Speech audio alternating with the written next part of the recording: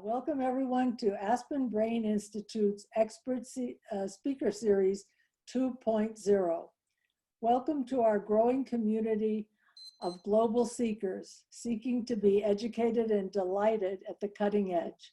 Hello to people all over the US from 47 states and 103 countries who have registered for this series. Thank you all for tuning in.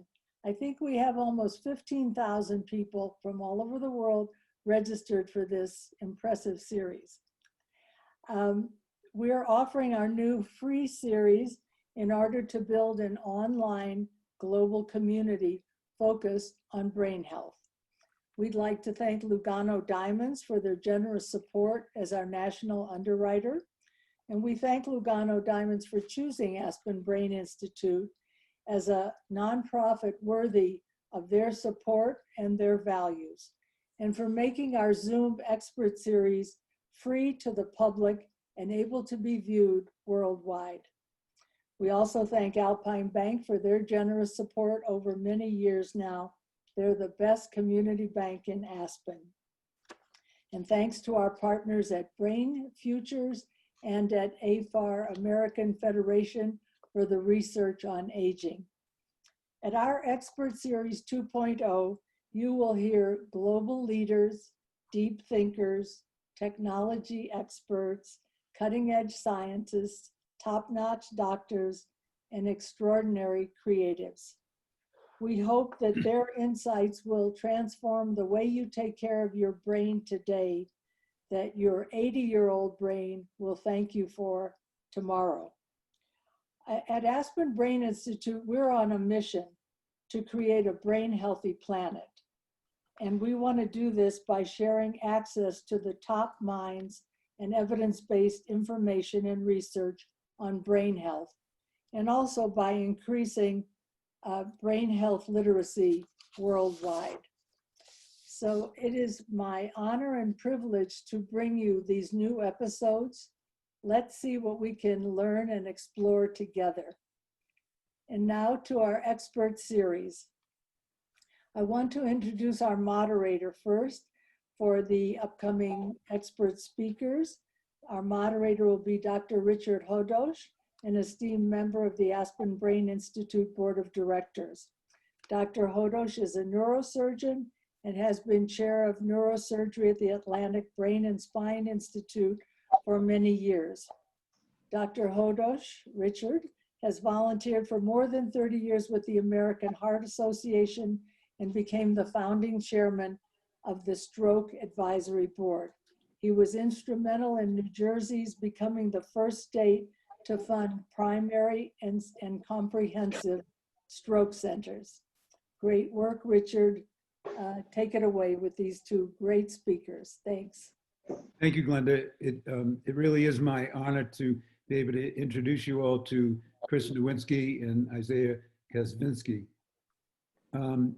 These two men were actually freshman roommates. I don't know whether or not they roomed together after that, but they played on the same football team, and they were both stars, receiving All-Ivy and All-American in Chris's case, All-American, I'm sorry, in Isaiah's case, All-American honors. I almost got that wrong, for his achievements. In fact, he was the Harvard male athlete of the year, one year. And he started every game for all four years at Harvard. He then Isaiah went on to play in the National Football League with the Seattle Seahawks for the majority of his career, playing in a Super Bowl, and subsequently had time with both the Oakland Raiders, I think, at the end, for the last part of his time, and with one other team in between. Chris took another route and went into the world of wrestling, and they both found ways to get firsthand experience on the issues that surround traumatic brain injuries. Their story is compelling, but their real achievement is that they brought awareness to a problem that has created huge issues for many individuals, families, and society.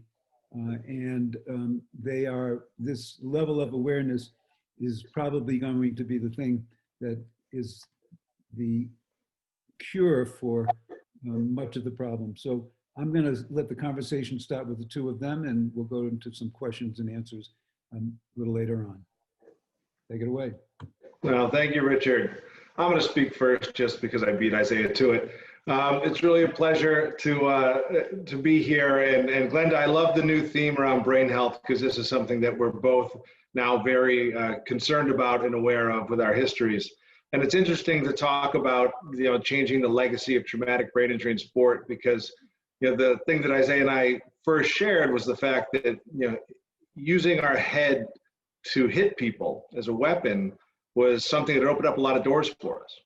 And at the time we were doing it, I don't think we had any idea about what that could mean long term. And so, the story begins, with us connecting at Harvard, and I lined up in front of Isaiah as a defensive tackle, and he still owes me. He owns the Harvard tackle record for his career, and he owes me for that because those are all tackles I missed but had a first shot at. But we, it's interesting that football's got us to the best school in the country, because we had, backgrounds where didn't know a lot of Ivy League guys. And I'd like to hand it to Isaiah to sort of share his background, because I think it informs a lot of the choices he's made. Yeah, no, Glenda and Richard, thank you for the very kind introductions. We're super excited to be here and specifically talking about brain health and our different perspectives around that. And Richard, what I like to always say to Chris is, once roommates, always roommates, until the end of time. And anyone with a college roommate can always say that. For me, this story really started, in upstate New York, and I grew up in poverty, was homeless for parts of my childhood, and I knew early on that sports and academics were my way out. And really to the theme that Chris talked about, on that path, I never ever envisioned myself ending up at Harvard. I always like to say it's the last place in the world I ever thought I would have found myself. I just thought I wouldn't have fit in. It truly is a place that, when I ended up going, it changed my life. It changed how I looked at the world. It taught me to question everything and to feed this level of curiosity, and that really was awakened in a major way for me.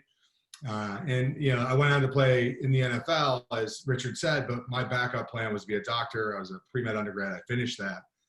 So I had deep love and passion for human physiology, medicine, healthcare, you name it.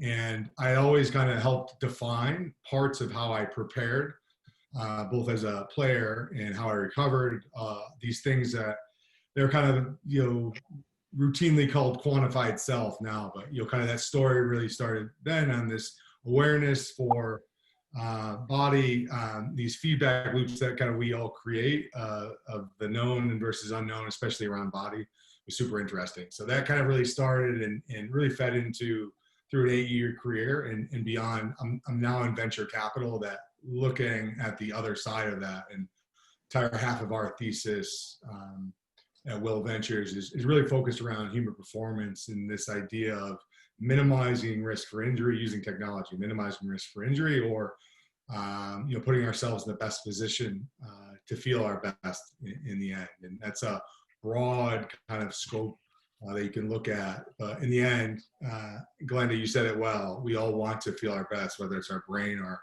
our entire body. And I think hopefully that's kind of a buttoned up way kind of to really tell part of the story around this, and excited to dive in a little more with Chris. Yeah, and we were talking about this earlier.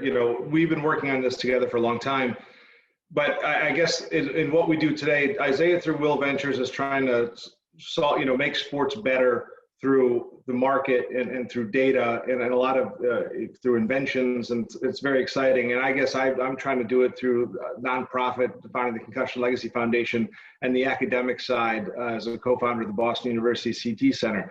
But it all sort of goes back to how we fell into this world was in 2003. So we did have a good time. In 2002, WWE had the WrestleMania in Seattle. So I got to hang out with Isaiah for a week. And I thought we were both off. You know, Isaiah was going to play for 10 years. I was going to be a wrestling champion. But a few months later, I kicked it ahead and developed post-concussion syndrome that ended my career.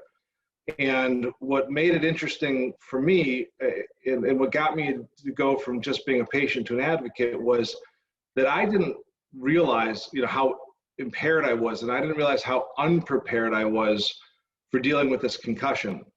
At the time I was hurt, I thought it was my first ever diagnosed concussion. I never thought I had one. And then from learning through my co-founder, Dr. Robert Cantu, who was the 8th doctor I saw trying to put my head back together as I go back to work, he helped me appreciate it. I'd had lots of concussions over the years. I just considered dings and blackouts and bell ringers and forgetting your name to be normal when you're playing football, because that means you hit somebody well. And I eventually had to hang it up because I had never told anyone about those concussions, got a cluster together, lied about it for 5 weeks, and only stopped wrestling when I developed REM behavior disorder, meaning I acted out dreams and injured myself once. And that's what scared me straight. And, you know, I guess it was 2003, you know, I was still in touch with Isaiah, but I just didn't know where my future would go. But I decided that Dr. Cantu taught me something that was important. He said, you know, part of the reason you're having these problems is not only do you not have diagnosed any of your concussions, you never rested them. You never took time off to let your brain recover to go back. And I thought, you're the first person ever to tell me that I should be resting my concussions. And I remember reaching out to Isaiah, among other people, going, did you know we're supposed to be, you know, taking a couple of weeks off when we have a concussion? And he was like, no. He goes, of course you don't do that. And so I decided I would write this book that eventually became Head Games Football's Concussion Crisis, saying, hey, look, I screwed up my brain health through ignorance, through not taking care of my concussions, and here's what you can do to avoid this scenario. And it became the first real rift between me and Isaiah, because I started telling him all these things I was learning while he was still in the NFL. And I eventually remember sending him a draft of the book, printed it out, put rubber bands on it, and FedExed it to him, and he refused to read it. And you want to tell Isaiah a little bit about why you responded that way, and a little bit about the culture of the NFL back in the 2005, 2006 timeframe, to sort of harken back to 15 years ago. We lived in a different world. Yeah, I mean, you know, in the end, I think one of the things that actually did that conversation, and you know, obviously, you know, the climate back then was, you know, no one took time off. You had an injury, no one took time off. But the conversation started something within me, which is you start to take a step back. We're like, well, why not? You know, starting to question what the norms had always been around that. And, you know, the climate back then was, you know, what you would consider, you know, more old school. And this is across sports. This isn't just football. And one of the things is, you know, as more and more awareness came about, it changed. But this idea of head injury, go on and continue to play across the board was there. And in the end, also, you didn't want to be kind of labeled if you had head injury. This kind of, you know, segue into kind of, you know, toughing through it, quote unquote. Yeah. Would you label as a concussion guy? Can I ask you to share the story, you know, just to appreciate a specific example of the culture, because I've heard you tell this before and I like it. And the fact that it wasn't just players, but also the medical world, the sports medicine world had bought into this too. Would you share a story about one of your sideline concussion evaluations? Yeah. So it's, you know, a conversation I had a pretty big concussion during a game, and you know, it was in the first half, and you go through halftime and coming back out. And being evaluated again, and knowing I just wasn't right. But I remember, you know, this is towards the end of my career, you know, a doctor, an MD, a doctor for the team, you know, coming back and saying, well, you should really think about this. The team really needs you.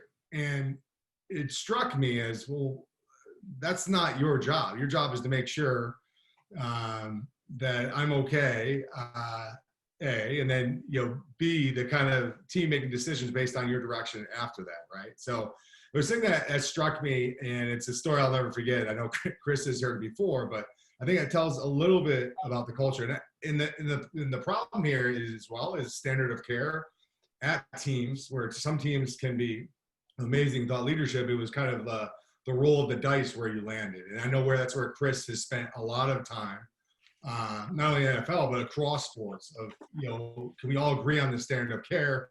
Can we all agree it's not good to hit repeatedly hit your head over and over and over until the data really starts to tell that story, which I, kind of always come back to, which is starting to understand, how much is enough or how much is too much. Around kind of what they could look like, right? If you went to one extreme of not being able to measure and then kind of coming back to let years and years and body of data grow to help define that path of how can we make sports as safe as possible. I think that's kind of the general thought that for me, through that experience that I talked about on the sidelines to where I'm at now, it's kind of really where the focus has been, because in the end, where I started, the value of sports and the lessons that you can learn across sports, not just football, but a variety of different sports, are invaluable. And it's core to leadership, as well as kind of other aspects that as you go along with your life as well. And those just can't be reproduced anywhere else. I'm not saying they can't. They're just a little more difficult to, I should say. Yeah. And so as the narrative evolved, so Isaiah's going through realizing that his health was not the priority, and that he realized that the teams weren't using the concussion protocols they should have been. They also refused to read the book, and I'll just say it for you, because you said I don't want to be thinking about my brain health as I'm trying to bust a wedge on the kickoff team, right? You were worried about losing your edge. So then this book. Yeah, I think just on that piece, sorry to interrupt, but yeah, on that piece alone with the book, yeah, it was, as an athlete, as an elite athlete, one of the biggest tools you have is this level of confidence and this fearlessness around that. And that really does affect the way you could talk to players across the board. And this, kind of reading this book, I kind of like almost feared as this kind of way to almost address my own mortality or potential kind of weakness across the board, which is obviously not the right way to think about it, but, kind of almost protecting myself as a player mentally, kind of in that case. Sorry, keep going. Yeah. No, it's that idea of you didn't want informed consent at that point. So then, this book comes out, and concussions. Surprisingly, nobody bought a book about complex neuroscience written by a pro wrestler. I should have seen that coming. But I also had this idea in my head that we should really try to change this culture, and it was something that Isaiah and I would talk about. And the one thing that shifted everything was the recognition of chronic traumatic encephalopathy in football players. And it was something that was very interesting to me. And so I wrote in the book, I wrote the first two cases diagnosed. And when Andre Waters, who's a famous player from Isaiah and my childhood, took his life at age 45, I facilitated his brain donation in 2006 to be studied. He had this disease, CTE.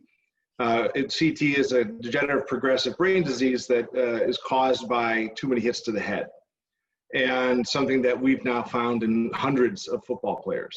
It was originally called punch drunk because it was in boxers. So we start seeing CTE and realized that CTE was what was going to get people to care about concussions, because concussions are invisible. Most brain injuries are invisible, and it's hard to take them seriously. And so I decided to create a nonprofit to facilitate that brain donation. That became the Concussion Legacy Foundation. Isaiah was the fourth board member of the organization after he retired. He threw his weight behind it. But perhaps the biggest contribution he made, besides taking me to the Super Bowl every year and introducing me to players and creating interesting confrontations with the commissioner of the NFL at the time, was donating his brain. So I used to have to call families when people passed away to try to understand how big CT was and ask for brain donation within 48 hours or so in passing. And it was very difficult and wore on me. And so I decided easier way to do it would be to build a brain donation registry, make brain donation normal so that people would eventually call us. And I roped Isaiah into this thing because I said, look, this is a crazy idea. I'm going to start asking athletes to pledge to donate their brain to this research program that we started with Boston University School of Medicine and McKee. And I said, but if I can't get my old college roommate to give me his brain, I'm not going to be able to get anybody else. And so I said, you know, would you donate your brain? And your answer was what? Initially. Well, I said, well, wait, what? I know he was about to discuss, or I thought you already had. Maybe you already feigned that you did, but I said, well, wait, what did Ted Johnson say? But I did say this. I caveated it with, I will say this: I'm a heart donor. I'm an organ donor already, and this is something that's near and dear to me. Let me put some thought into it. What'd you do? Yeah. So Isaiah said, let me think about it. And he mentioned about Ted Johnson's a guy we spent a lot of time with, a former middle linebacker for the New England Patriots, had gone public with his concussion problems. And so then I said, all right, I'll go ask Ted. So I went to Ted and I said, Ted, will you be the first brain donor to this program? And Ted said, well, what did Isaiah say? And I told a little white thing, and I said, yeah, Isaiah said, yeah. And he goes, if Isaiah's doing it, I'll do it. So I went back to Isaiah, and he goes, what did Ted say? He said, Ted said he's doing it. You do it. And Isaiah said, I'm in.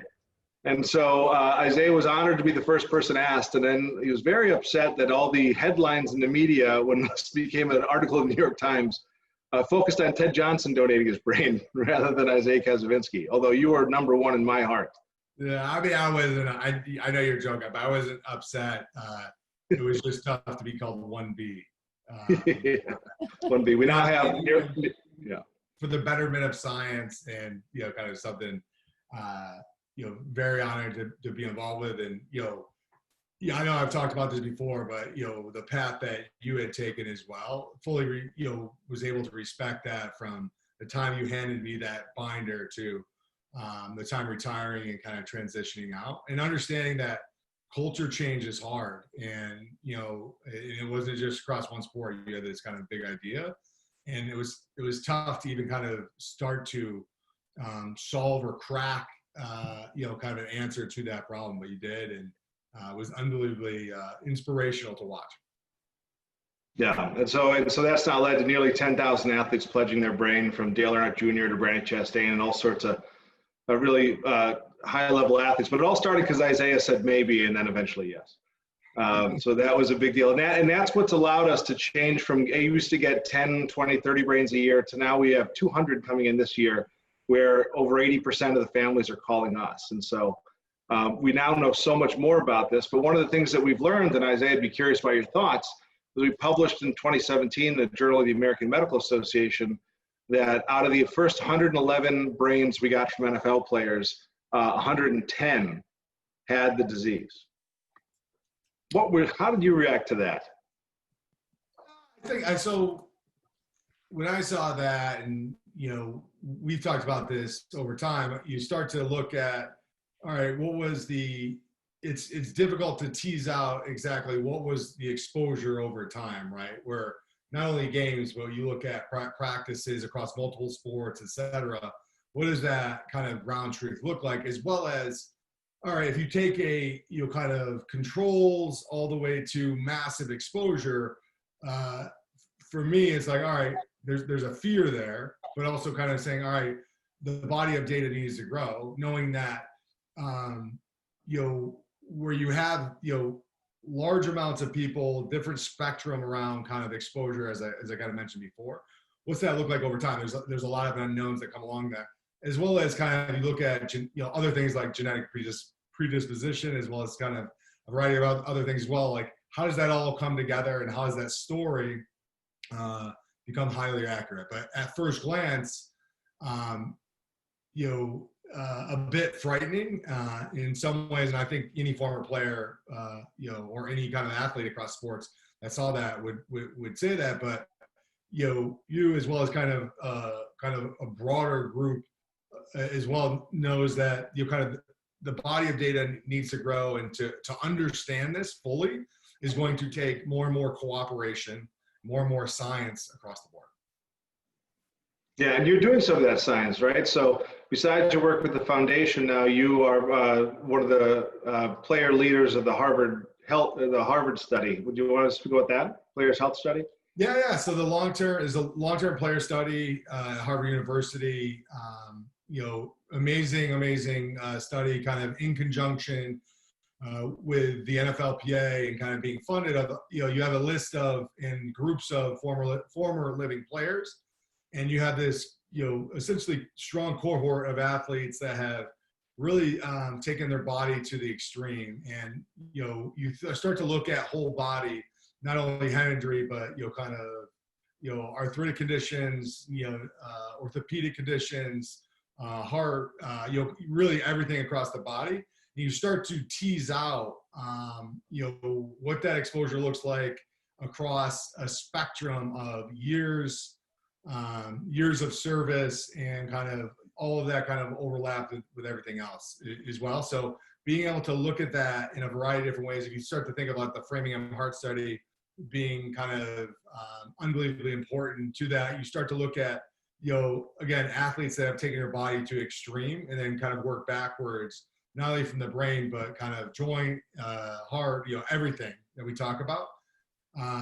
Over years, if you think about over 20,000 former living players, trying to reach all of them and unlock these kind of silos of data and information, and kind of then being able to continue to stay on top of, all in a, obviously de-anonymized way, there could be massive insight that can come from that over time.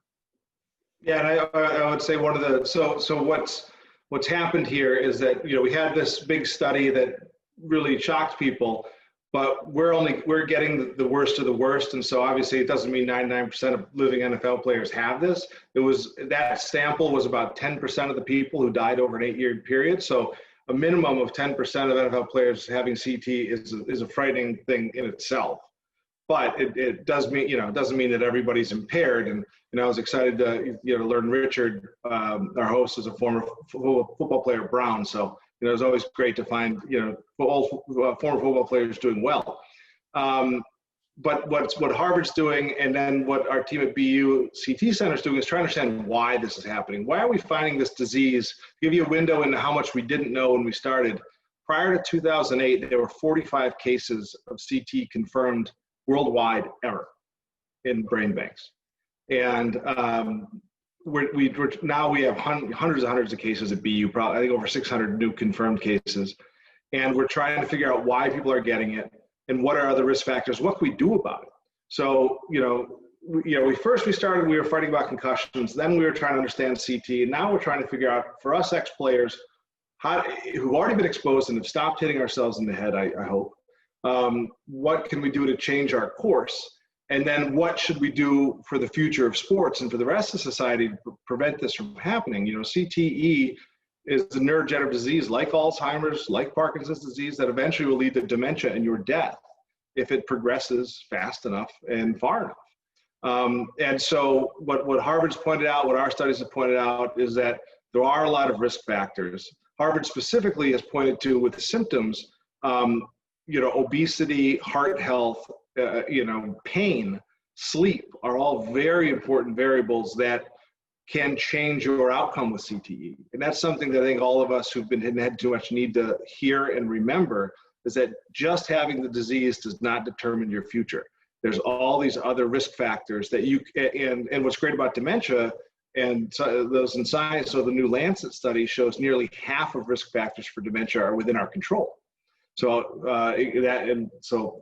blood pressure, diabetes, obesity. Like I'm, a former lineman who's still unfortunately big enough to be a former lineman. I'm in the middle of a weight loss contest as we speak. And I'm almost under 270, which would be very exciting for me, sadly. But so we're now in this world of, okay, we've got a problem. We hit people in the head too much. And how do we fix it? And so I know Glenn is going to join us in a couple minutes, but one aspect is, how do we understand the risk factors, and how do we eventually treat it? So Isaiah and I have both been participants in different studies that are hopefully going to help accelerate treatments. We're willing to be guinea pigs. But then, what's your feeling, Isaiah, then on going forward with sports? How do we, for us, it's focused on how do we fix this. For younger people, it's focused on how do we prevent this? Yeah, I mean, I think there's a lot of different ways you can think about this. And yeah, I've got two kids. I've got a son who's 16, a daughter who's 14, and I've really kind of looked at this through their eyes, which is, how do you make every single sport as safe as you possibly can? And one of the things that you look at is, all right, there's some low-hanging fruit that doesn't have anything to do with technology, innovation, whatever it may be. And a lot of that is, I've said this, over and over again, but, to get good at hitting people, to good at hitting my head, I didn't have to, hit my head against the wall over and over and over again, right? So being able, that is not necessarily a characteristic you'd be able to do.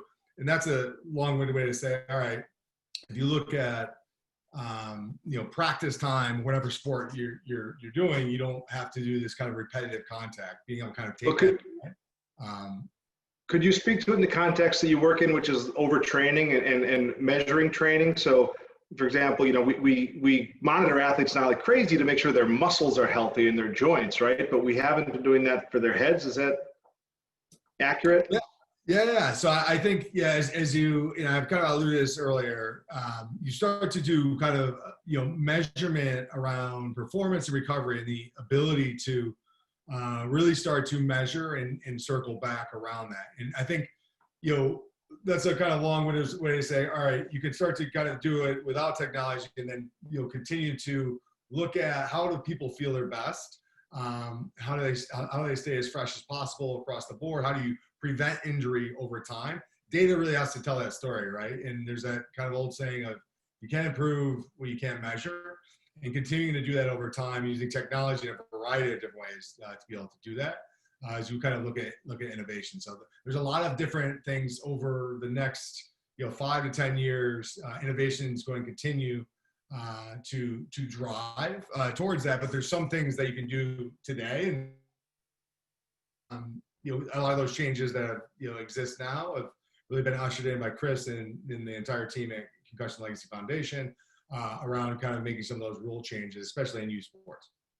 So if you're an NFL player, they would measure how many times, for example, you did squats in a day or bench presses a day, and you wouldn't be allowed to do unlimited numbers because they know it'd wear down your muscles and make you unable to perform. But they don't measure how many times you're hitting the head, and there's no limit to how many times you can be hitting the head. Yeah. I mean, it's exactly how, if you think about kind of feedback loops for performance, having that done in a variety of different metrics, being able to do the same thing as you look at head-to-head contact across the board, it's, it should be as equal importance across the board for that. So this idea of guesswork when you overtrain, but guesswork when you look at head trauma over time as well, let's take that guesswork across the board. Technology, obviously, and innovation play a major and key role in that. And so we both got into this through the lens of football, but obviously this is much, much wider. All sports, have some relationship with concussions, and then some of them, the contact sports, have relationships with repetitive brain trauma, which is really the bigger risk factor for CTE. So I think we'll let questions guide which ones we touch on: soccer, hockey, all that stuff. We're also moving heavily into the military because that's a big area of exposure to blast injuries and other things, and this group has that too. Welcome, Glenda. So we'll let you guide where you want to take this conversation from here. Thank you so much, both of you. This was terrific. We didn't need to add anybody to this because you guys have got it covered. But we still have a couple of questions, and it might be a little repetitive because you've covered a lot of areas. The Aspen Brain Institute and our expert series has not yet covered this area of brain health. And so we're really excited to have you two experts with us today. And you've certainly showed us why it's important to have you with your experience and the thought that has gone into both these professional studies at Harvard and Boston University on really trying to look at where's the problem? Or how do we define the problem that we can figure out some of lowering the risk factors? So I love the way that you're both dealing with this in different ways. And especially besides what we have talked about, Isaiah, that you looking at this from a data point of view and a technology innovation point of view, because I'm sure some of the risk factors will occur in that new knowledge. So I know that both of you are committed to optimizing brain health in sports. And I wonder if you would mention some of the sports and the ages that this does cover, because you both said it's more than Richard, I'm reading Richard, more than football and more than wrestling. So, because when we were a long time ago, Chris, when you spoke for Aspen Brain Institute, maybe 10 years ago when we first started, we started thinking for coaches and Aspen residents, how many of our sports really have concussion and these kind of head injuries that parents and coaches need to know about. Could you just name some of the sports and the age range that this is effective on? Yeah, well, the reality is the age, it's everybody. The concussions happen for different reasons at different times. With younger kids, you're talking about uncoordinated kids. So anytime they're running and jumping, they're falling and they're colliding and they can't control themselves. So it's a lot of accidental things. And then, so, I mean, the more contact collision sports are, ice hockey, soccer, rugby out there. Skiing's a big issue for brain injuries, and any snowboarding and those sports.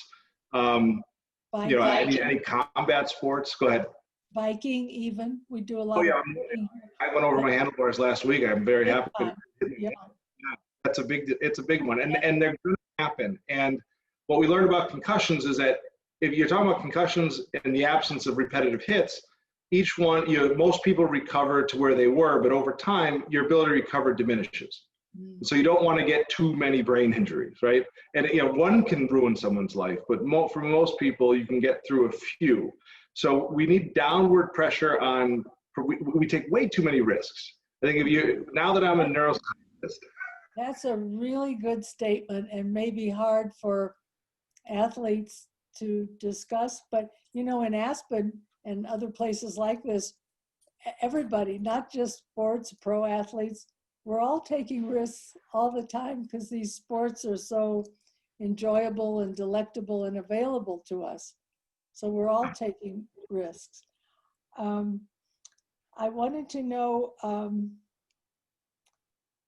well, had you heard about the boxer study at the Lou Ruvo Center for Brain Health? Did they add anything to the knowledge that you have at Harvard and Boston University, et cetera? Yeah, unless you have something, I'm happy to speak to that. No, go ahead. That's a great study. And they've learned a lot of different things about what changes, but I think what was most interesting and potentially most profound for the work that we're interested in is they have found different types of brain atrophy in boxers, but it's two different types of atrophy. In the young ones, it's correlated to how many concussions they've had for the ones in their 20s and 30s. So each brain injury itself can shrink your brain, can cause damage that actually shrinks your brain and will diminish function over time. But then the older boxers, they had a different pattern of atrophy that looked exactly like what we see with CTE.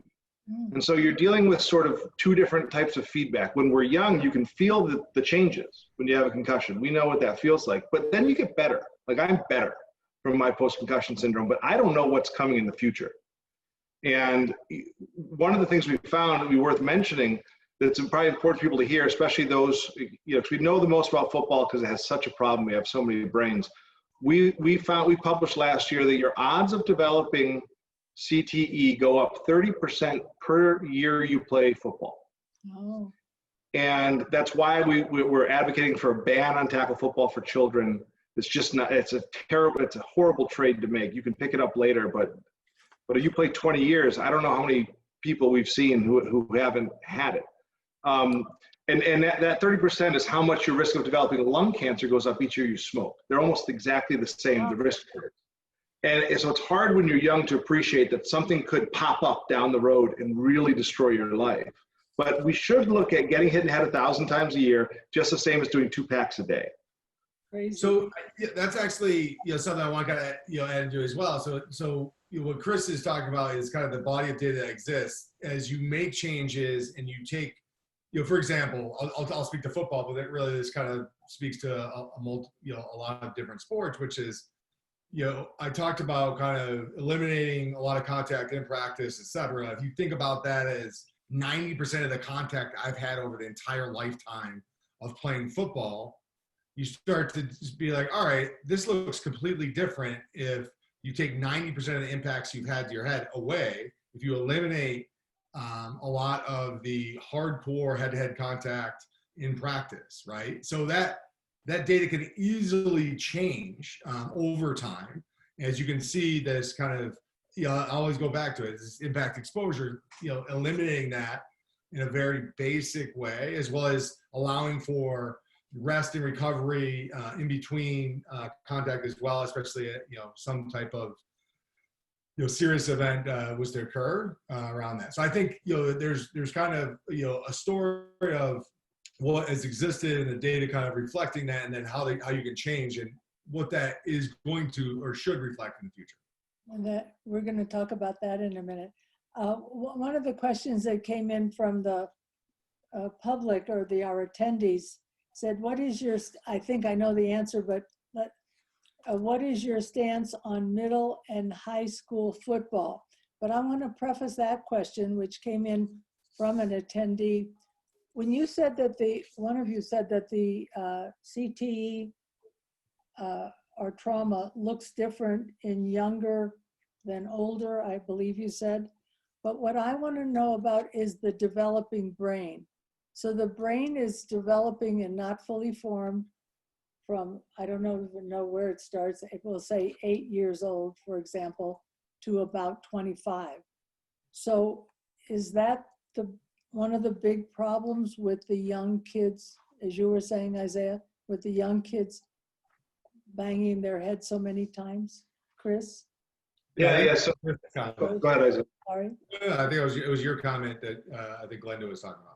Yeah, so we've actually looked at age of first exposure in our football players. What we've seen is that those who start younger tend to have earlier onset of symptoms. And what we think is that the repetitive trauma actually can change the way your brain develops and makes you less resilient to future problems. And so we don't see like necessarily worse CTE, but we see people having earlier midlife symptoms, other issues. Basically, the idea is that there's a lot of magical things going on in your brain between the ages of 9 and 12. And any parent, if you just think back to who your child was at 9 to who they were at 13, like they go from a child to an adult, very quickly. And their brain's literally changing every day while that's happening. So it's a terrible time to be hitting them in the head every day. Terrible time. So, when we're older, you're just taking a little off the top. But when you're younger, you're actually changing the way the projection of their life. If you start introducing repetitive brain trauma or concussions. I mean, I talked to family the other day. We're hearing about kids with concussions, and suicide attempts at 11 and 12, and I mean, it can be really catastrophic. Okay, and again, I'll always come back to, and I agree with parts of what Chris said. I always come back to. My son's a great example. Firstborn, love my son to death. He's an Isaiah Jr. And he played both middle school football and he plays high school football now. But the fact is, I would not, and knowing everything I know, I would not let him play if they did the old school way of playing football, of hitting every day, suicide drills, like kind of Oklahoma drills, all that stuff. It wasn't going to happen. So one of the things that I did, and this is obviously not possible all the time, I coached the middle school team, which is I can control that where you're not having this massive exposure every single day, right? You're practicing the right way, practicing fast, et cetera, no contact. And, you know, fortunately he's in high school and he's a coach that thinks exactly the same way. Very minimal contact, ever in practice as well. So again, you know, as a parent, I think it is very much individualized on program and a parent becoming, you know, comfortable. And this is not about kind of the battle of where it is, but becoming comfortable with how a coach coaches and, you know, how they look at that coaching ability. Not that you can't be tough and hard nosed, but again, I don't have to practice hitting my head against the wall to be good at hitting my head, right? So to answer that question in one sentence, Very good. no tackle football before middle school, and then maybe in middle school and high school, depending on the program. Okay, thank you both. Well, here's a question came in again from an attendee saying, would you address a TBI post-concussion recovery? And I want to ask Chris, do I remember correctly from knowing you a long time ago that you might have said that it took 4 years for you to recover from some of your many concussions? Was that true or not? It's 4 years to recover from the worst of the symptoms. I mean, I still have 4 or 5 significant symptoms now, 17 years later.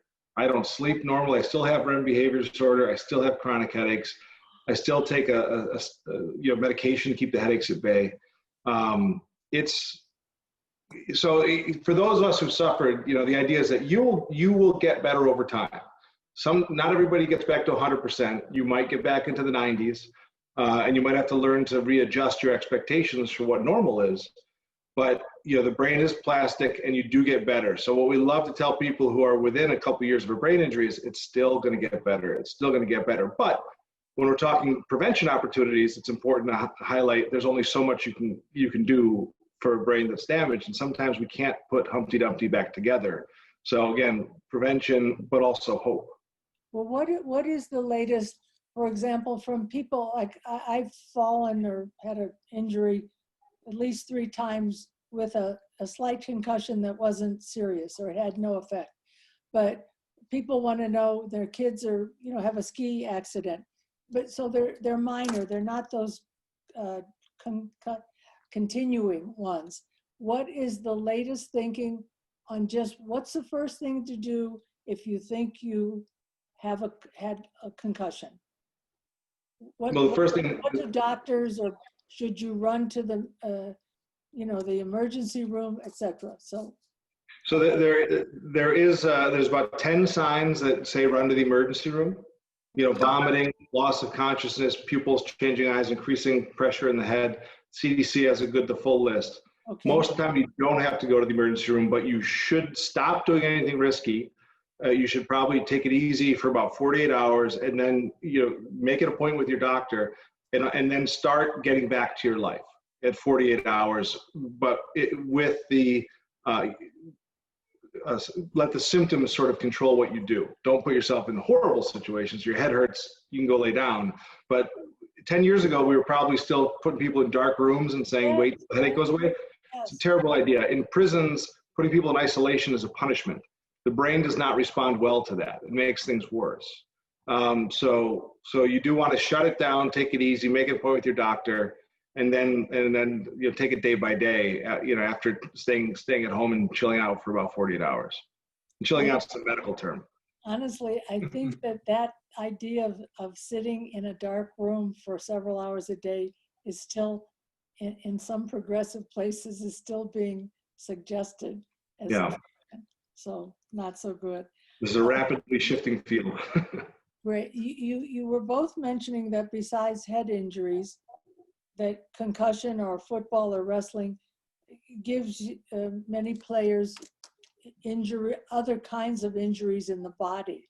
And I was just wondering if any of the other types of injuries are fatal in the way that CTE can be fatal later in life. Or any of the other lungs, heart, anything else? That's a great question. I have an answer, and Isaiah, you can throw in if you want. But you know, one of the great ironies of this whole thing is that exercise is great. Sports and exercise are great for your heart health, great for your lungs, great for your muscles, great for your joints in general. But we need to separate out the good parts of exercise from the bad parts of collisions and head impacts. Exercise does not have to include collisions and falls and getting hit in the head.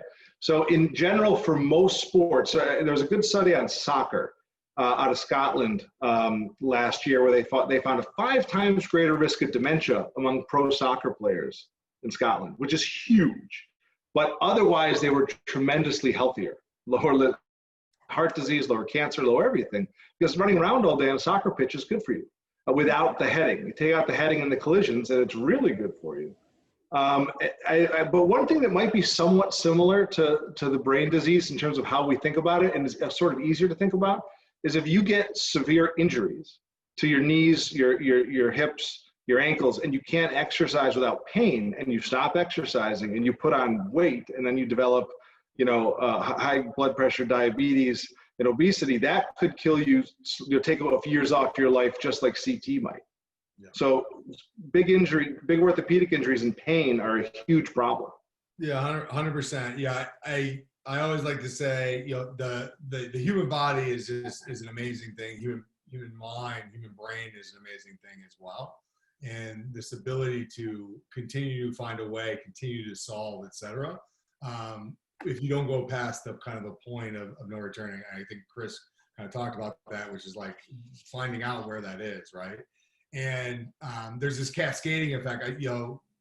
Chris kind of must have known where I was going, but there's a cascading effect around like this, orthopedic injury and beyond, around if you can't move, right? You can't move without pain. And you start having these onset of kind of obesity, a whole bunch, and then affecting sleep, et cetera.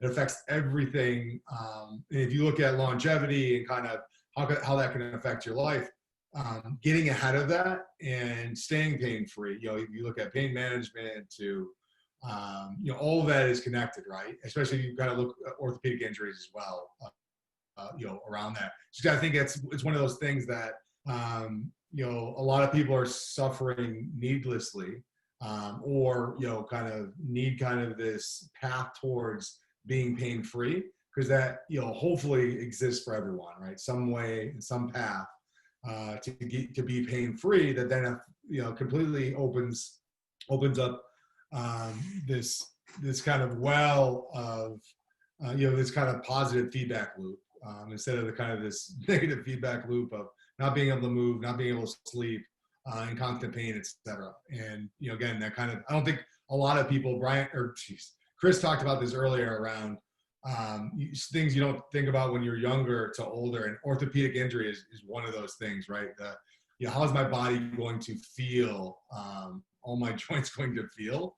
When I'm 50 years old, you just don't think about it. That surgery will fix you up fine. Yeah. Guys, how would you say that the culture and your legacy of the sports has changed? Or if you could put a percent on it, or something about amount of NFL coaches or players, give me an idea of what is the legacy, what has changed, how much has changed in the culture of knocking your heads. Yeah. Well, I'm happy to start unless you want to take it.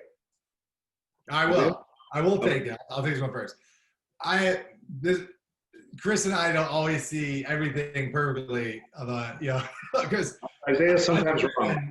Yeah. You can speak around kind of a lot of different sports. And by the way, a lot of this has been the advocacy around change, right? And yes, none of this was done kind of completely willingly across the board. But you look at change across the board of like, if if we were like a wild west and kind of one extreme, how do we end up in the middle? How do we pull back, end up in the middle on the safety of sport and how it's played, as we raise our young men and women, using it as a teacher, et cetera, change for the better. But like, I'll speak to the NFL.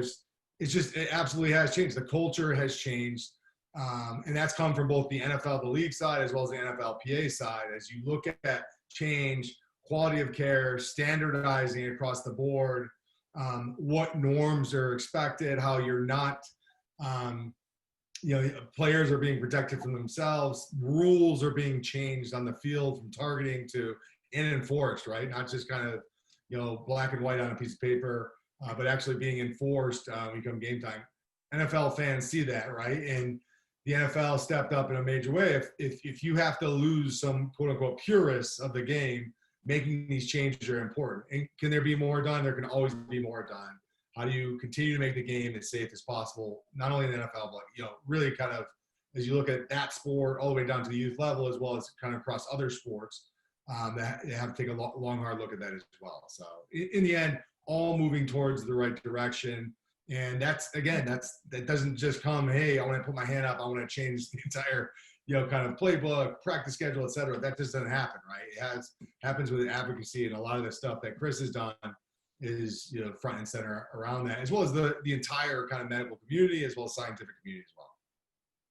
Yeah, I would say we're crossing over the 50-yard line here, where when we were banging our heads, I never thought about my brain inside my head. I had no brain awareness. I had no brain concern. I had no thought of long-term effects. Now everybody knows concussions are bad and need to be treated. We're starting to get an appreciation for other chronic effects in CTE, but we don't necessarily believe it enough yet, and we don't necessarily have all the solutions in place. And so I think there's an opportunity to eradicate something like CTE because it's entirely environmentally caused, and most of the exposure is happening in children. And I think we can all get on board with maybe we should not hit kids in the head on purpose.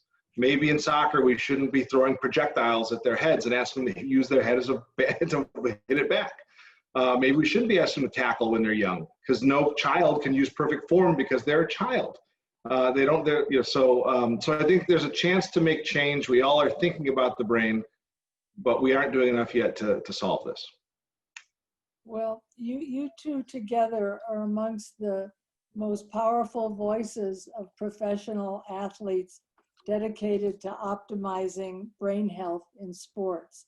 And we are truly privileged to have both of you here today with us to tell us how you started things moving towards awareness and how all of the ideas you have for lowering the risk factors for young and older athletes. I can't thank you enough for coming and updating us on all that's happening in your ability to change the legacy of sports.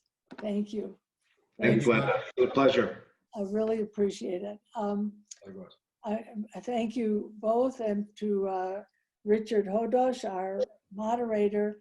And we didn't let you talk very much, Richard.